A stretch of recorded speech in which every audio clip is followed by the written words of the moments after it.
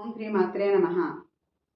ధనుర్మాసంలో వేళ 23వ రోజు. ఎప్పట్లాగానే గోదాదేవి తెల్లవారుజామునే లేచి తన చెలికత్తెలతో కలిసి శ్రీకృష్ణుని ఆలయానికి వెళ్ళి శ్రీకృష్ణుని దర్శన భాగ్యం కలిగించమని కోరుతూ పాడిన పాత్రం ఇది. ఇప్పుడు ఆ పాత్రాన్ని దాని తెలుగులో భావాన్ని చెప్పుకుందాం.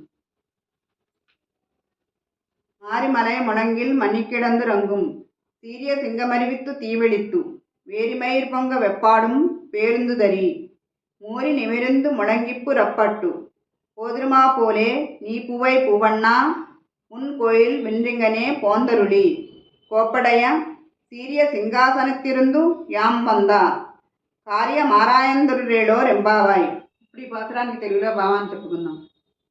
పర్వత గుహలో వర్షాకాలమందు కదలక మెదలక పరుండి నిద్రించుతున్న శౌర్యవంతమగు సింహము మేలుకొని తీక్షణమగు చూపులను అటూ ఇటూ ప్రసరింపజేయుచు తన శరీరంపై వెంట్రుకలు నిగుడ్చున్నట్లు చేసి అన్ని వైపులకు దొల్లి తులుపుకుని వెనుకకు ముందునకు శరీరమును చాపి గర్జించి గుహ నుండి వెలువడి వచ్చినట్లు నల్లావస పువ్వు వంటి శరీర జయగల స్వామి, నీవు ప్రాసాదము నుండి ఇట్లే వెలుపలకు వేంచేసి రమణీయ సన్నివేశము గల లోకోత్తరమైన సింహాసనమును అధిష్ఠించి మేము వచ్చిన పనిని తెలుసుకొనవలసిందిగా ప్రార్థించుతున్నాం.